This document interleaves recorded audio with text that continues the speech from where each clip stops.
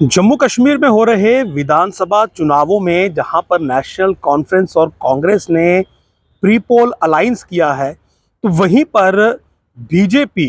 National conference और कांग्रेस के इस अलायंस पर लगातार सवाल उठा रही है कि इसका मकसद केवल सत्ता हासिल करना है और लोगों की सेवा करना या लोगों के लिए कुछ बेहतरीन या अच्छी पॉलिसीज लाना इसका मकसद नहीं है। वहीं इस सब के बीच देवेंद्र सिंह राणा ने कल कुछ और बड़े खुलासे कर दिए। उन्होंने कहा कि नेशनल कॉन्फ्रेंस भी ये चाहती थी 2014 में कि बीजेपी के साथ सरकार बनाई जाए, लेकिन ऐसा हो नहीं पाया क्योंकि बीजेपी मानी नहीं। इसके बाद महबूबा मुफ्ती ने भी मोर्चा खोला और ये कह दिया कि हम जो कुछ करते हैं, हमने बीजेपी के साथ सरकार बनाई तो डंके की चोट पर बनाई, लेकिन नेशनल कॉन्फ्रेंस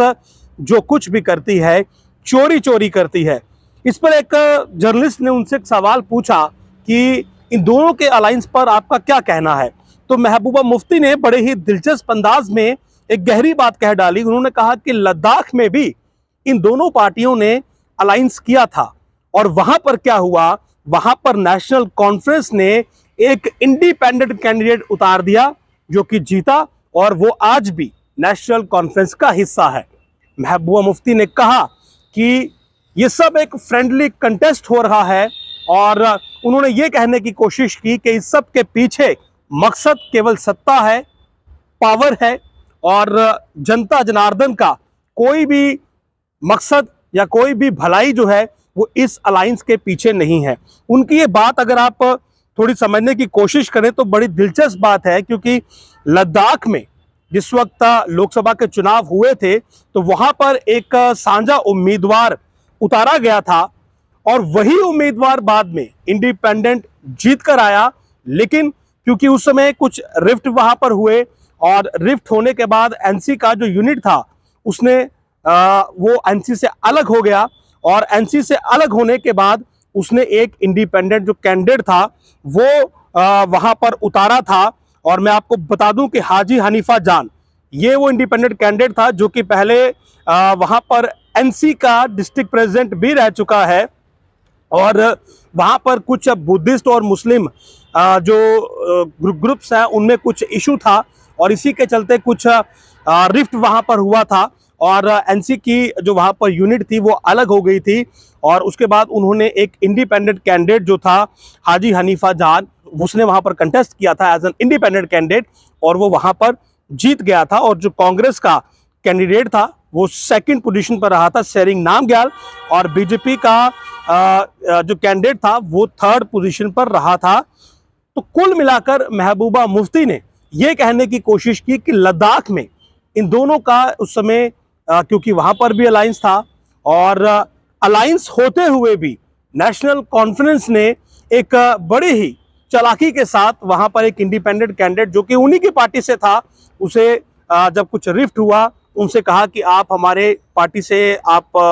रिजाइन करिए। एक अलग ग्रुप वहां पर बनाया गया, उस अलग ग्रुप ने एक अलग उम्मीदवार जो कि पहले जॉइंट उम्मीदवार था वही एक अलग उम्मीदवार एज एन इंडिपेंडेंट कैंडिडेट वहां पर उतारा और वो इंडिपेंडेंट कैंडिडेट जीत गया। और महबूबा मुफ्ती ने कहा कि जीतने के बाद वो आज भी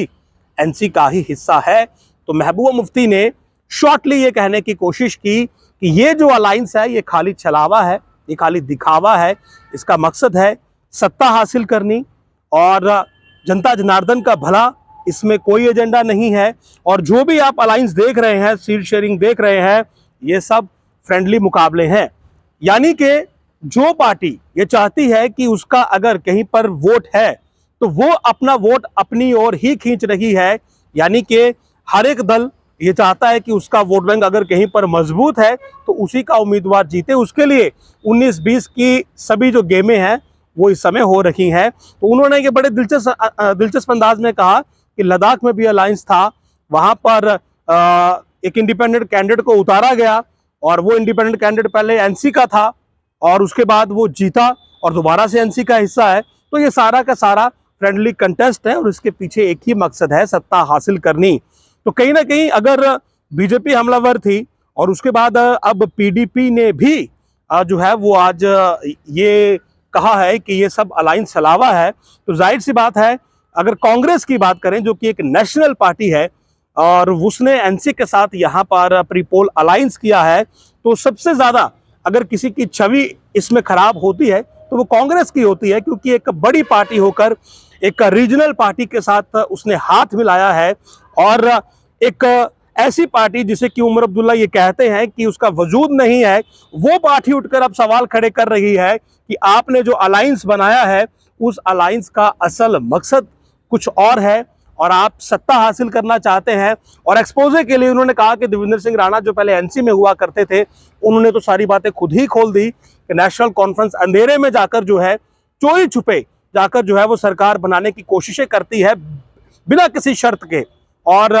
हमने तो जो किया डंके की चोट पर किया, और अब तो सब कुछ खुलासे हो चुके हैं। और अलायंस पर भी उन्होंने कहा कि आप लद्दाख की एग्जाम्पल ले लीजिए कि वहां पर किस प्रकार से सत्ता के लिए नेशनल कॉन्फ्रेंस ने चालाकी के साथ एक इंडिपेंडेंट कैंडिडेट फील्ड किया जो कि उन्हीं की पार्टी का था। वो जीता भी क्योंकि उसे वोट बैंक मिलना था, और जीतने के बाद वो आज भी एनसी का हिस्सा है, हालांकि ऑफिशियली वो एनसी में नहीं है, लेकिन ऐसा महबूबा मुफ्ती ने कहा कि ये भी एक स्ट्रेटेजी का पार्ट था। और अभी भी जो अलायंस है सब फ्रेंडली कंटेस्ट है, सब वही गेम चल रही है, और इसके पीछे की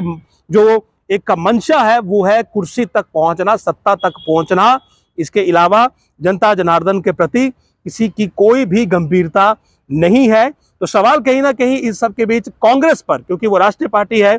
और एक बड़ी पार्टी है, नेशनल पार्टी होने के नाते अगर उसने एनसी के साथ हाथ मिलाया है, उसे जरूर सोचना चाहिए कि इस प्रकार से अगर रीजनल पार्टी पीडीपी भी अब हमलावर हो रही है, अलायंस पर सवाल उठ रहे हैं, तो जरूर सोचना चाहिए कि क्या वाकई में जो हमने अलायंस किया है वो एक सक्सेसफुल अलायंस होगा, और जो हमारी एक नेशन वाइड इमेज है क्या उसे इससे कोई नुकसान तो नहीं होगा। बहरहाल महबूबा मुफ्ती के बयान को मैं आपको सुनाता हूँ।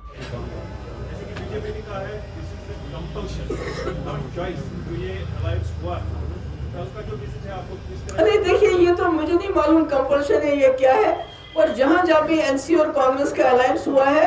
वहां पर, खासकर जैसे आपको याद है लद्दाख में अलायंस हुआ था तो एनसी ने इंडिपेंडेंट कैंडिडेट खड़ा कर दिया, जो जीत के आ गया फिर वो एनसी में चला गया।